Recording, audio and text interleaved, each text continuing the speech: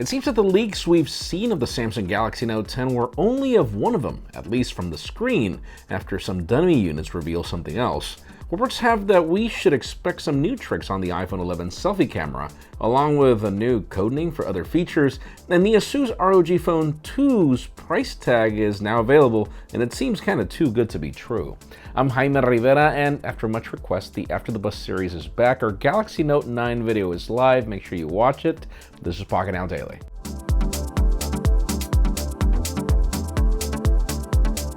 The official news today begin with deals. If you're in the market for a Galaxy S10E, there are a couple of options. I recommend you consider number one, Sprint, where you get to pay like $10 a month for 18 months. And if you do the math, that's what, in total, it's like $240.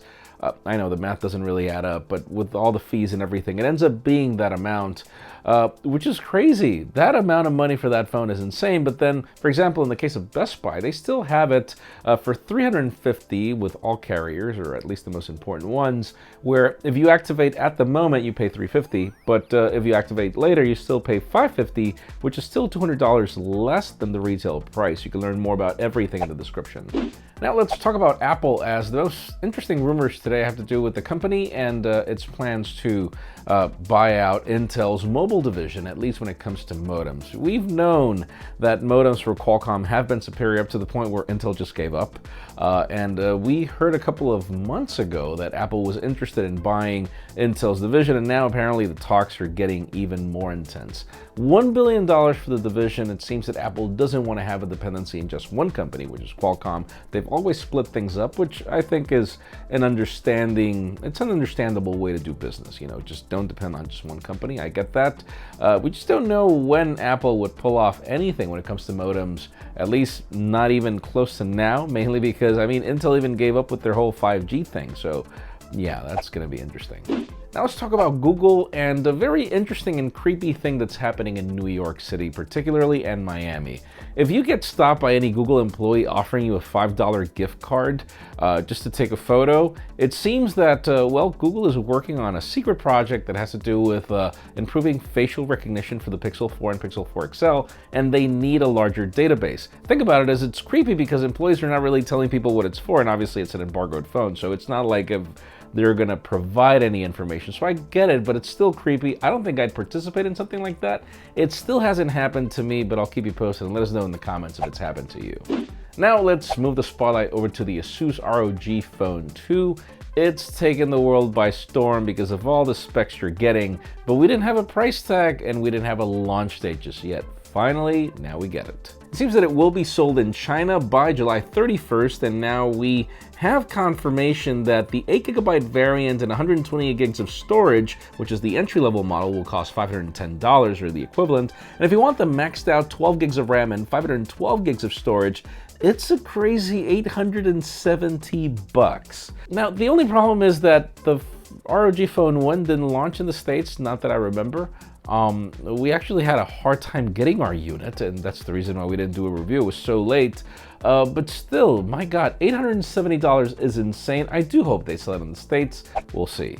And let's move the spotlight over to Apple and a very interesting twist when it comes to iPhones, or a couple actually, as we know that the company wants to kill 3D Touch on the iPhone 11s, but we didn't exactly know what the new Taptic or haptic engine was going to be. So apparently 2019 iPhones will feature a new revamped Taptic engine codenamed Leap Haptics as an alternative for 3D Touch. We also hear that the selfie camera will now feature Slo-Mo video in 120 frames per second.